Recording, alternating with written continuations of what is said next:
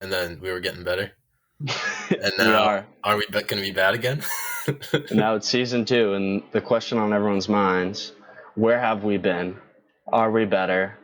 Well, we've been training, watching MSI, and let me just say that LCS definitely does not look as good as the games at MSI.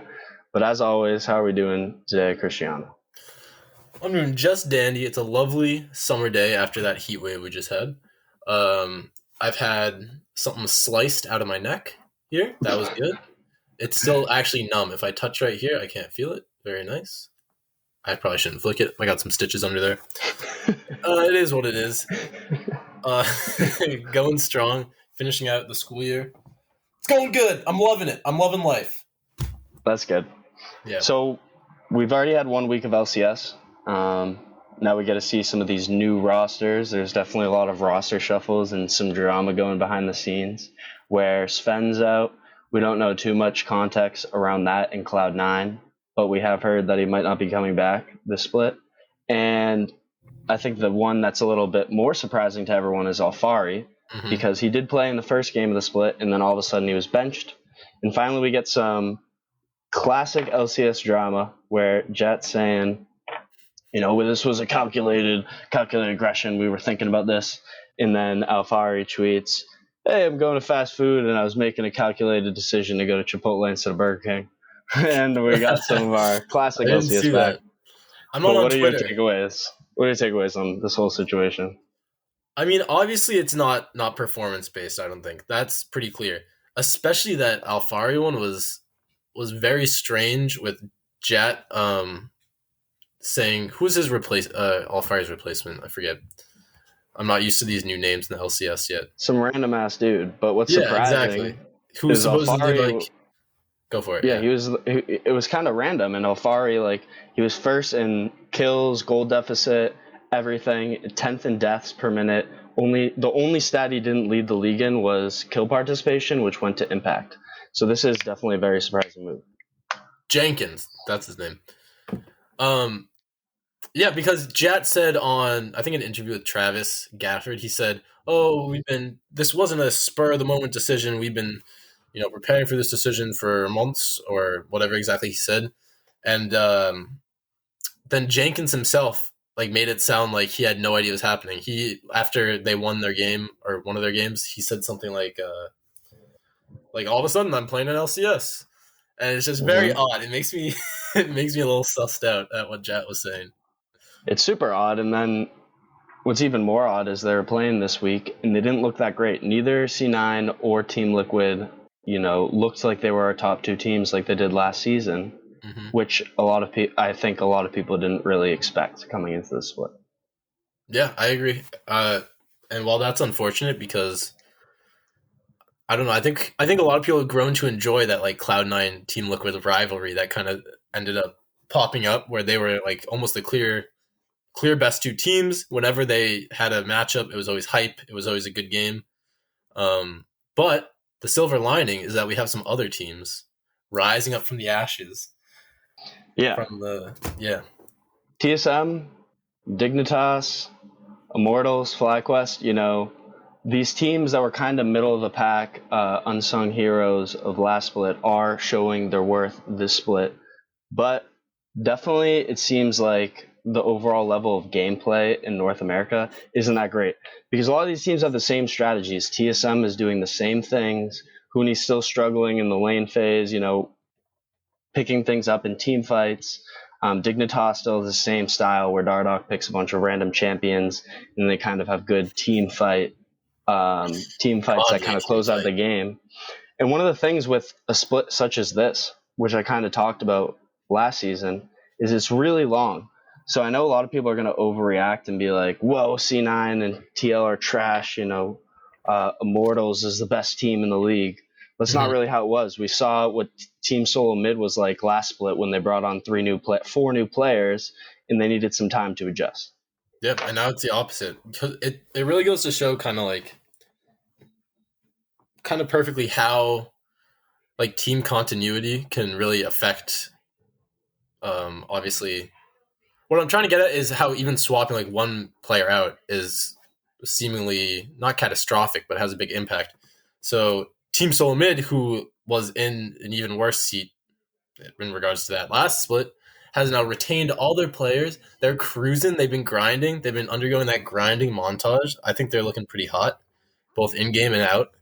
Uh, On the flip side of that token, you're saying how once you change one player, like you can look so much different for the worse, but you can also look a lot better because we see 100 Thieves. They swapped in True. Abadage. And I think even one of the bigger unsung stories of this split is going to be that they brought in Reapered, who no team picked up last season after Cloud9 dropped him. And he was, at the epitome of Cloud9, the last like 6 splits was always, Reaper has these great drafts. He's an insane coach. Players always credited him, but I think they were just sick and tired of continually losing in North America. That doesn't mean Reaper's a bad coach. It just means they got everything they could out of him for 3-4 years. And now 100 Thieves was like, hey, this is the guy that brought Cloud9 all the success, and now we think he's going to bring our team success. Yeah, that's a good point. Cloud9 really kind of felt like Reaper's team. Like, you had mid laners come and go. You had Jensen, Niski, Sneaky got out of there, Zazel, Vulcan, all these sort of rotating puzzle pieces. But the team always pretty much retained some level of success, and that was with Reaper at the head there. So, and you see it in the games of 100 Thieves where they seemingly have this strong vision for how they're going to play. They're playing Karma mid, strong, or not necessarily mid, but this is what they're doing this weekend. Karma mid, we saw some Xin Zhao, some strong junglers that the Karma can empower. And that's a little bit different, I feel like, than what we're seeing from other teams who, we're seeing a little bit of Karma mid here and there, but they really stuck to it very noticeably throughout the weekend. Yeah, Karma is definitely a very strong champion, as well as Ezreal, because when you have an Ezreal Karma bot lane, you can really kind of avoid these engaged champion supports and scale up into the late game, because you have your AoE shield and speed buff from Karma, and then Ezreal's new build where he can go Mirror Mana and Divine Sunder and Frozen Heart and have all this mana damage, tankiness, etc. It's really hard to get over. Frozen Heart? Yeah, Frozen Heart's actually a part of the new Ezreal build, because that and Warmogs just got buffed. And some people are even taking it out in the mid lane. And, in the game against TSM was clearly ahead of Team Liquid, but Tactical on the Ezreal nearly 1v9 just because this champion's so broken, and same with Karma. But the thing with Karma, and I'm assuming we're going to see some Ezreal mid soon, but the thing with Karma is you can flex it top, mid, or support. So definitely I'm excited for 100 Thieves, but definitely want to be a little bit careful because we've only seen Abadage really play Karma so far, which is an easy champion, and it's definitely getting nerfed soon because it has that flexibility and it's so strong right now. Yep. Talk about AD carries being flexed to different lanes. That seems to be very popular with Tristana as well. So we got another addition there. All the ADCs can start role swapping to mid or top if they want. Same with Varus too. I think Tear of the Goddess is just a really strong item right now. Yeah, true. Mana immune or Mirror Mana. Busted. Yeah, Mana immune that upgrades to Mirror Mana. Mm-hmm. Broken item for sure. Yeah, it just gives so much extra damage. And now you're telling me you can even build Frozen Heart viably with it. That's crazy. Yeah, for sure. Big time. And also, I feel like the jungle pool has switched up a little bit. We're not seeing all the same champions. Definitely there's a lot of Rumble, which is carryover from MSI, which maybe we can get into MSI a little bit. Were you happy with Cloud9's performance? Did you think they underperformed? Do you think they performed pretty great? Think they could have gotten out? Are you sad? Are you hopeful? I mean, my realistic part of my brain says they did about as well as expected. I mean, it was looking a little shaky there, but their final performance was what else can you expect, really, to be honest? Yeah. Hopefully, I was hoping they got out of the group at least, which oh, so sad. That was a crazy last 2 days. They beat Royal Never Give Up, who was the tournament favorites, and then they lost to the wild card team right after, which is just classic Cloud9. And I think Hard. aside from like a mistake like that and a few scuttle crabs gone the wrong way, I was actually really happy with Cloud9. Like they put up good fights against Damwon, all the teams, and I thought Taiwan also looks pretty good. Oh yeah, for sure. Which was a surprise. But unfortunately, we didn't get to see Vietnam again, which I was looking forward to. They were looking better than NA, I think, right? I'd say. Who? Vietnam? Taiwan. Oh, Taiwan. PSG is from Taiwan, right? Yeah, they looked really good. Yeah, I know. I was shocked because I'm used to them being freebies, you know? They're probably like, I'd say it was probably Royal Never Give Up was the best team, and then Damwon and PSG. I would have loved to see that series, but we didn't really get it. Yeah, I like that you put Mad even beneath them because I feel the same. Yeah, that would be my ranking too. So yeah, MSI was all right. I mean, we got the 2 finalists we kind of expected, and I mean, who did you think was going to win? I mean, I expected Royal Never Give Up. I do think that Cloud9 was the best team we could have sent to MSI. I feel like because Fudge played spectacularly. I feel like he really upgraded his play. And Same with Vulcan. Vulcan played well. You know, I think one of the reasonings, I was watching a lot of the games, and everyone was saying Blabber and Perks were terrible, which they kind of were in some instances, but they're really good players. We know that, right? Yeah. Sven, I was just watching some of his games, and it was kind of like there's people in auto attack range, and he wasn't autoing them. He was just moving around. Mm-hmm. And it seems like Sven's kind of been this player for a while where, you know, he's consistent. He's consistently okay. Mm-hmm. But he doesn't have that same upside that some other players in the league have. You know, EG brought in Danny, another young Zoomer who's pretty exciting. And then Cloud9 brought in King from their academy team, who has been playing pretty well in academy the last few splits, from what I'm told. Yeah. And I think it's the right move because, yeah, Sven's going to play consistently at Worlds, but you're going to need those players that can execute on like the 10% risk reward type of plays. Like PSG, they had an 80 carry sub in for them that tournament, and you saw him almost like 1v9 that game on Tristana against RNG, I believe. And you kind of want these players because Sven's never going to do that. He doesn't have those highs anymore. So I think the decision to keep Perks and Blaver was pretty obvious, and I'm kind of glad they subbed out Sven because this is a long split and they have time to adjust to this new roster. Cloud9 should get FBI. Great player. Yeah, I feel like he has that upside you're talking about, where he's not afraid to go for some of the crazier plays, some of the ease in on Ezreal. Although, wasn't that Sven's thing a few splits ago? They like lost the final because Sven kept dying on Ezreal Yuumi. Yeah. But yeah. Anyway, it seems like this is the worst time to bench Sven, just because Ezreal's actually strong. So once it goes to poo-poo town during playoffs, you can just put him on Ez. Also, if you get FBI, you're one step closer to the 5-man OCE team. You got Fudge in the top lane, FBI, ADC. Oh wait, no, King is OCE already. So actually, we need a support, a mid, and a jungle, and we'll have that full Australian team. Australian players have definitely surprised me. I feel like they're all rising towards the top of North America. Mm-hmm. I agree. Yeah, they're just good, and they speak English, which is a plus too.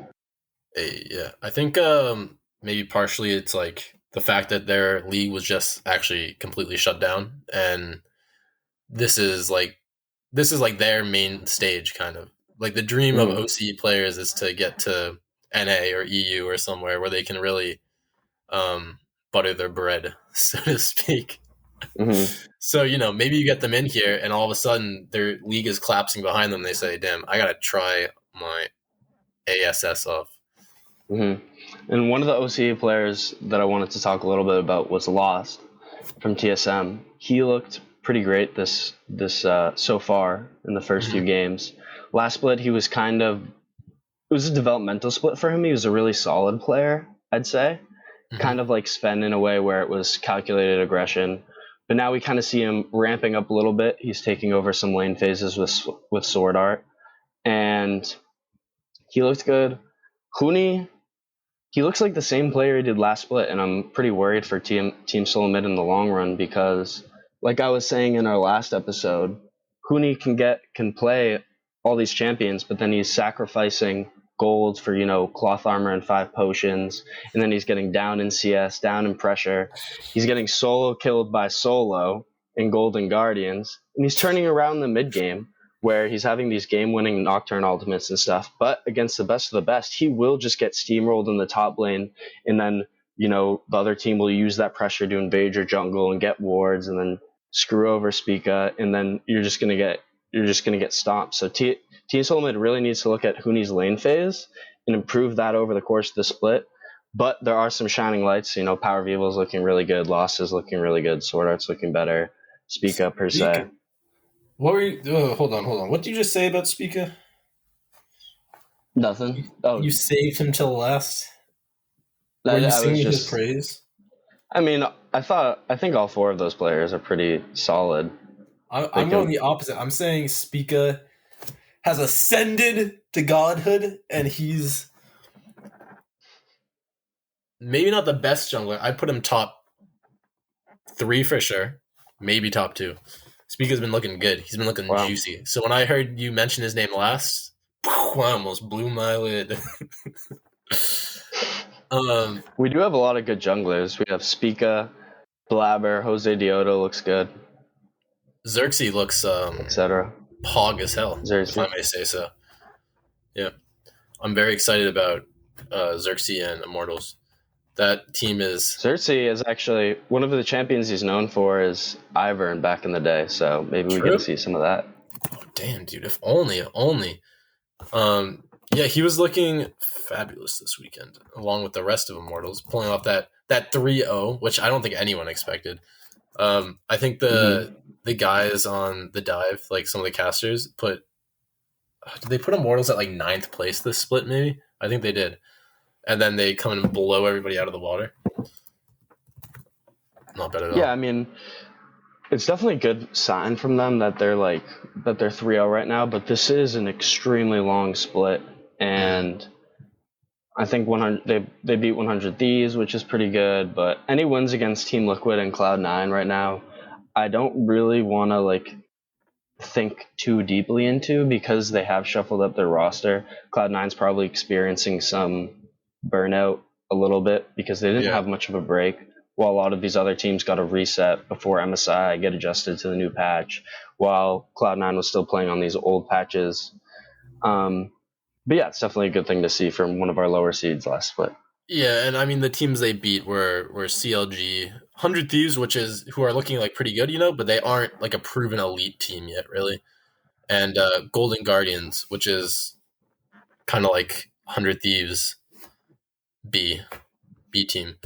They're they're looking a little bit better than last year, but they haven't really proven themselves yet, I wouldn't say. So looking forward to the games from Immortals this weekend, where they are going against Team Liquid, even though you said that it's not really a definitive matchup. I think it'll still be good to see how they match up against players like Jensen, like Santorin, Core JJ, obviously. And they're also playing Dignitas, who are another pleasant surprise. Well, not so much as of a surprise anymore after they finished last split the way they did. Yeah. Okay. Early Worlds predictions. We got 3 teams going to Worlds. Who are you picking as of right now after 1 week of LCS? Right now, I'm gonna pick Team Liquid. I'm going to pick TSM. And I'm gonna pick... Oh, this is tough. This third slot is tough. I don't think I'm gonna give it to C9. I could see them mental booming, kind of. I'd say 100 Thieves or Dignitas, probably. That's my prediction. Oh. Wow, Dignitas. No, maybe not. 100 Thieves, yeah. I think there's a decent chance one of Team Liquid or Cloud9 doesn't end up going to Worlds. I think that's my spicy prediction. Mm-hmm. I think TSM, they improved a lot over the course of last split pretty rapidly, and I think over an even longer split, I have a lot of faith in Bjergsen to continue to improve that team. So I'm going to give Team Solo Mid one of the spots. Mm-hmm. And then I think 100 Thieves kind of have all this talent, but they couldn't really put it together was this Rubik's Cube. But I think Reaper is just the perfect player, the perfect puppet master behind the scenes to put it all together. So I'm going to give one spot to 100 Thieves. And then I think the last spot goes to Team Liquid or Cloud9, which is ever better. And I think it's going to be Cloud9 because it does seem like Team Liquid, their issues are much more internal where, maybe players are beefing and or something happened that got Alfari to be benched. Meanwhile, Cloud9 seems like this was more of a calculated move where they're actually benching Sven for King. And they're willing to bring back in Sven if need be, if King doesn't perform like that going up until the world scene. Mm-hmm. But with the Team Liquid side, we can't really be sure. And over the course of a long split, you have a long time to resolve those problems, or you have a lot of time for those problems to fester. And we've seen stuff like that happen in recent years with Team Liquid where Jensen and DoubleBuffs were getting mad at each other and all these other things. So I'm going to give it to Team Solamid, 100 Thieves, and Cloud9. Yeah, sounds like we're in rough agreements. Maybe that last team is different, but maybe Alfari used that killer jawline of his and stole someone's girlfriend or something after the first match. Yeah, what do you think happened? Do you have any random idea? I feel like it's not based on solely attitude, right? I feel like there must have been an event that happened for him to get pulled after that first game. Because you've had all the way since the end of Spring Split, obviously, to make this decision. So to make it so at such a weird time, it doesn't make sense to me unless there was something that happened after that game that triggered this. I could see that, a fight or something. I heard that idea being thrown around. That's a classic. I don't know. Kobe speculated somewhere that he thought maybe even some things he heard, there might be even more changes coming to Team Liquid too. No way. So it might not just be one player, which is pretty worrying. That's very worrying. If you start swapping out more than one player, I think Team Liquid just nosedives. Because Team Liquid has all this talent, but when you really examine it, Alfar is not playing now, so he was their best laner by far. Jensen has been pretty good, but he's never really made a stance as the top 5 mid laner at Worlds or anything like that. He's always kind of been second fiddle to Bjergsen in my mind, and now we have some other good mid laners. His damage count wasn't that great. Tactical had a lot of weird errors. Core JJ sometimes just kind of disappears. And then you have Santorin, who had mind grade problems. It seems like there's just a lot of issues with Team Liquid right now, and it's a little worrying, but there's definitely on the same token, by the same coin, they could easily turn things around and stop NA. When you hear that they might be having more changes, who are you thinking? Who's your first chance where you think, I don't know. I think, honestly, it might be Jensen, to be honest. That's exactly what I was thinking, yeah. It just seems like he beefs with his teammates sometimes. I don't know. And I think he's pretty well known for, his effort level fluctuates, pretty heavily, I think. Really? That's what I've heard. I can imagine that, the first game or the first few weeks of a long summer split, maybe he's not showing that effort, and maybe that's not what Team Liquid wants to see. I don't know. Well, I could also see Jensen just because if I'm thinking about the different personalities on Team Liquid, Core JJ and Tactical seem like more passive type of personalities. Santorin too. So if Alfari was beefing with another player, maybe it was coaching staff. But if it was another player, I could see it being Jensen, in just that maybe Jensen's getting mad at him, or he's retaliating at Alfari's aggression or something like that. Because I feel like the big part of the beef with Team Liquid previously was DoubleBuffs versus everyone, but I think Jensen was a big part of everyone. So I think it could be the same thing in this situation. Yep, agreed. Jensen. All right, here we go. We're not seeing Jensen after next week. I'm calling it. He's gone. He's gone. He's gonzo. Place your bets. They're going to bring in Zion Spartan from Academy. Yeah, they're going to bring DeMonte back. Yeah, DeMonte. Imagine that. It's Tanner time. All right, what else? So There was a few games that happened last week. Are there any that kind of like stood out to you that you wanted to go over? Let me think. I mean, there's some that stand out to me, like that Perks '07 Renekton game. Not for good reasons, That though. wasn't great. Actually, for the reason I just said, Perks is '07 Renekton. Let me think. I I was think. just seeing, yeah, Go like on. a lot of good Rumble play. I feel like last or during like the play-ins of MSI and even like kind of all throughout MSI, people were saying Rumble's so giga broken, but like some of these players just can't play him, and they'll ult in weird positions. So with Rumble, you really want to be ulting like either against a wall, against and like through a choke point, or on top of someone who's CC'd. And Hmm. you would just see like these weird ults to like initiate almost. So you'd ult and that would be the initiation, and that doesn't really work because you dash, walk out of it, etc. Yeah. But I've been seeing a lot of good ults. I remember seeing ults against the bot lane wall. So like I don't know if you remember this. It was I forget who was playing, but it was Ezreal and he was running away as fast as he could, like against the wall as far down as you can get. And Hmm. Rumble just ults along the wall, and Ezreal ease forward, but then he's still in it, and then he has to flash out of it, and then he dies anyway. Just like Yeah. stuff like that, I've been really impressed with. As Rumble a Ultimate is definitely like a game changing type of ultimate Yeah, where he works really well with like, Leandries and burn items because it has that burn over time. I do know when you're playing a champion like Rumble, a good comparison is kind of like Victor, where the laser you kind of have to click and then like drag forward a little bit. It's kind of like that, where sometimes I don't know how it works with Smartcast, but it's definitely not the it's easiest annoying. champion to play in that regard. Yeah, I'm actually one tricking Rumble right now, which is pretty fun. It's I a good hate time. you. And I hate also, I you. used to one trick Victor, so maybe I got something about the. I love Dragon. I love Dragon my my line skill shots. It does But seem like Morgana has kind of fallen out of the jungle meta, which was pretty big for a period of time at um, at MSI. But she's kind of like it's not fun playing into Morgana because she's so safe and she has these long range abilities, and her dark shield can really change a fight. And when that's coming from the jungle, it's kind of frustrating to play against.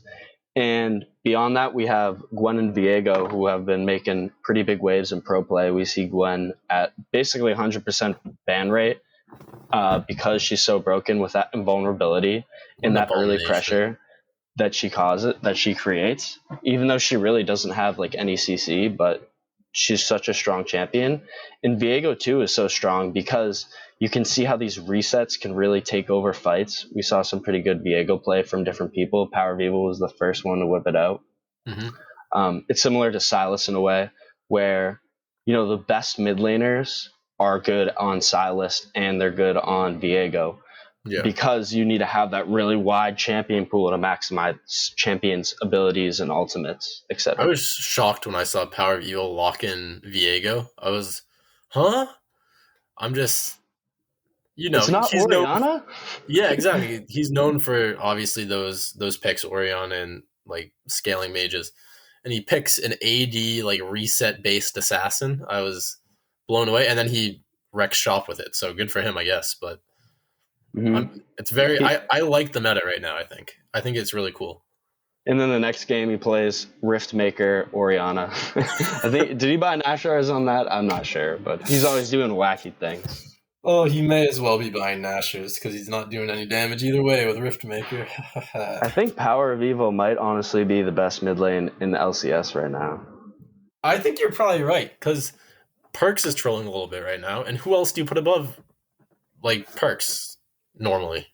I Or think I think I yeah, think casual fans just like automatically think Jensen's better, but Power of Evil is just so like he's such a rock in this mid lane. He never feeds. He always has high damage output. It seems like every team he goes to, whether it's Unicorns of Love, FlyQuest, TSM, they always do well. He gave Bjergsen a hard time in an IEM tournament way back when. That's kind of when he first got I his remember that. notoriety, where he's notorious for that. And when he has Bjergsen as his mid lane coach, like it just unlocks him even further. I think people are really going to start seeing Power of Evil as the best mid laner in the LCS, just because he's always consistent in that he never feeds. He always has high damage, and in some games he can like completely take over. Other pop off. players like Jensen, sometimes they completely disappear. So Yeah, I felt like and that about Jensen for a while. Perks Well, Perks 07 was literally disappearing as he was killed over and over again. disappeared in MSI a little bit too. Yeesh. Yeah, slightly disappointing. You would like to see that. Does Perks have a playoff buff? Maybe People say he has a playoff buff. Yeah, I guess playoffs is an MSI, so it doesn't count. He didn't get the buff. Too bad. Yeah, and I am a little bit worried for NA in general, just because like I think Cloud9 played pretty well at MSI, but I was just watching these games in North America, and I'm like, wow, we are so much worse. Last split we were kind of just focusing on LCS, and we're like, yeah, her Damon's pretty good, etc. And then we see all these teams at MSI look so good, and now we come back to NA, and C9's playing on like Mortals level, and Team Soulmate and Dignitas have the same styles, and they're winning with it. People still haven't figured it out. It's really concerning. It's a little worrying. I mean, we can only hope. How many weeks are in this split? Isn't it like 20 something? It's a lot longer than last split. Yeah, something crazy. So, I mean, I feel like level of play has to improve. Like, it can't get worse, right? That wouldn't make any sense. I mean, the level of play of other regions can improve more. Yeah, that's true. That's true. But the question is, are we so bad that improving will be easier for us? Does that make sense? Because we're learning easier things to improve at? I don't know. Yeah. No, that's like a diss and a realistic take at the same time. Yeah, no, I think we're probably going to get body bagged at Worlds, which is sad, but hey, at the very least, we have some drama back in the LCS with Alfari being benched and tweeting about it. Hell yeah. It's all you can really ask for being an NA fan, which is sad. Good juicy drama. We needed some of that since DoubleBuffs been gone. Yeah, there hasn't been a lot, has there? Mm-hmm. Another thing that's interesting that I don't know if you heard about it, but LCS is actually changing coverage from media on how they do things. They're doing anonymous, like, panel questions on Fridays where you have to submit your questions 4 days ahead of time. There's different content creators that are pretty pissed at this. They're restricting access to their photos that they normally have on like online that everyone has access to, and now you have to pay like $100 per photo.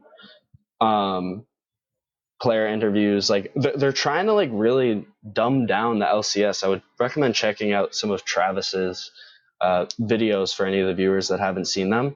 But it's a little worrying because I think one of the most entertaining parts of LCS is, the players interacting with fans on Twitter and in interviews and seeing their personalities and what they like. When you take that away and we lose and just do poorly at Worlds, it's like, I don't know. Why am I watching this? Yeah, what? Damn, that's bleak. Yeah, but bleak, but yeah, true. Because, I mean, I watched because of NA Pride, but at a certain point, I may as well go play solo queue for NA Pride. Am I right? Mm-hmm. Play some ARAMs. I've been playing a lot of ARAM recently. Dude, ARAM is for... No, it's so fun. Not good individuals. I just got my main champion, Shaco, in my last ARAM game, and I had over 70,000 damage, double the max of anyone else, and I went 33, 7, and 38. And someone was streaming it, and so I went back and watched his stream, and he was like, this dude's so good. This Shaco's nutty. I got a pentakill, too, which was lit. Yeah, but did you get plus 13 LP at the end? If not, no. Not worth. Not worth. Dude, I've just been losing my ranked games. My team sucks all the time. I think when we left DoubleBuffs last, I was hard stuck gold 4. I want to inform the viewers that I've ascended. Now I'm gold 3. I'm about 60 LP. So that's a clean 4-win streak to gold 2. And then after that, I'm coming for some of these junglers. Some of these junglers got to watch their back in LCS. At Chris is coming. And you're abusing Rumble too, you dirty Rumble abuser. Dude, it's Doesn't not even count. abuse. It's not abuse if you're good. If you're going AD, If I'm going then it's not AD on abuse. hit Rumble with constantly overheating, yeah, it's not abuse. Rumble's so OP, man. You know who Yeah, else it's is OP? really gross. Zach is really OP right now. You guys, if you guys are ever autofilled jungle and you need a jungler to play, just play Zach and buy Warmogs. Warmogs got buffed. Zach does so much damage even when he goes full tank. Really strong. Anything that builds Divine Sunder or 2 is also pretty good right now. Definitely abuse that champion if you want with that item if you want to climb a bit in your solo queue games. Yeah, I feel like I can only play Rumble, or else I lose. Rumble and Udyr maybe. Udyr has really gotten his time in the sun, huh? Like, Yeah. no one ever saw Udyr. Like, I hadn't seen Udyr in years, and now he's the only champion people play in LCS. Well, not the only one, obviously, but Yeah, it's so so weird. overwhelmingly. It's And so Riot is like loving it. it's so normal now. It's like Yeah, normalized to see deer. It's like what? yeah. He's running trash bag garbage, man. I want to see. I'm curious. I don't know when they're gonna introduce Mundo into pro play, but the new Doctor Mundo seems pretty strong as well. Doesn't he seem like kind of exactly the same, like ability wise? Almost. He's similar, very Yeah. similar. A few things are different, and Warmogs got buffed, so Yeah, that he's probably. stronger for sure, and his kit's a little more clean, more modernized. So Yeah. we could see him in pro play as well. I wish they gave him like a dash that he could get over terrain with, because that is really good for jungle. So I could maybe pick him up in the jungle. Mundo shouldn't have a dash. He's one of those like just meathead run at you type of guys. That's his like character lore, you know. What if it was like a thematic dash? Like, how would he? Maybe you're right. I can't think of any ways. Maybe like his ultimate where he like goes Hulk mode. Wait, maybe is he could just like run through walls, because like he goes where he pleases. Thank God that you're not a Riot. Like you press bouncer. R and it's kind of like Scion. You just like charge right through the wall. That would be dope. Actually, I want to see that now. You just give like an extra K and E to Dr. Mundo and he's all over the place. You already can't kill him and then he just go. Yeah, no, Scion's a really. I like that Scion comparison. Scion's a really good designed champion. You know, Yeah, there's all these busted champions nowadays where Scion's just this wrecking ball dude. You got champions like Bard, who's a good like roaming support, Thresh. I love these like really thematic, not too OP, but good and thematic and well balanced kits. Yeah, they have like a good niche. Yeah, I hope we see more of that. I'm trying to think. Like Ezreal is a classic. Everyone loves to play Ezreal. Vayne. I hope Gwen, Riot right? continues to kind of what? Gwen, right? Nah, no, not Gwen. Oh no, okay. Definitely not Gwen, man. And not Ezreal with Divine Sunder, but Ezreal without Divine Sunder as. Ezreal loves abusing items that aren't made for him. Runeglaive Ezreal, you remember that? In the mid lane? It was the jungle item. It was the mage jungle item that gave like an AoE Ludens, kinda. Yeah. That was broken on Ezreal mid. Oh, yeah. That was so good on him. He was, APS was pretty strong for a bit. Yeah, it's hilarious that he just loves abusing weird items. This kid is just made for it, I guess. Yeah, that's what happens when you kind of revamp the entire like item system. Like some champions are just like hidden OP sleeper champions, where like Udyr took a few weeks to turn into meta, and then everyone was playing him. Mm-hmm. Yeah, I think there's more of those champions still to be found. To be honest, still to be discovered. Yeah, I don't know who. I think it's Shaco support. AP Shaco support. Yeah, it's good. It's good. Trust me. There's no way. You go exhaust ignite, dude. It's literally you go exhaust ignite. You place all these boxes around, and you just taunt them. You laugh, and then in your solo queue games, everyone's like, "Oh, flash on Shaco," and then you're Mastery out of there. 7. They're feared. If you mastery 7 when you have your clone out, does your clone mastery 7? No, that'd be one way to blow it. That's too bad. That would be dope if you could get the double. The double. If you want tips against Shaco, if you're not sure which clone it is, the one that has if you ultimate and then use an ability, your clone will not drop in mana. So whenever you see two Shacos, the one with lower mana or the one that takes more damage, because the clone's mana bar doesn't change when you cast abilities, and it has less stats than the main Shaco, so it'll take damage easier. So those are two ways to figure out which is the fake Shaco. I'll keep that in mind. Another Shaco tip: whenever you click ultimate, right? Yeah. You're gonna teleport to where your mouse is, and where your clone is gonna be behind you. So if you want your clone to go in to explode, you're gonna put your mouse behind you before you click R. Because then, it's weird. It's a weird little.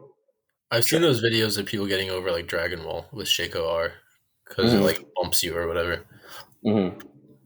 You can dodge Karthus ultimates with it too, and other skill shots. It's kind of cool. I bet you've mastered such things. I have indeed. All right, so you got anything else about LCS or whatnot? Not this week. I'm excited to see where this goes. I'm hesitant to make like too many bold claims about what this first weekend meant. So I'm just eager to get to this weekend, see how things shake out. I think once we have each team will have played 6 games, right? Is that how that works? Yeah. Something like that. 3 or 6. They played 3 last weekend, and they'll have played 3 next weekend. Maybe that'll give us a little better sample size to determine, is Cloud9 really in deep trouble? Is Team Liquid about to bench their entire team for rookies? Stuff like that. Find out the answers to these questions and more on next week's episode of DoubleBuffs.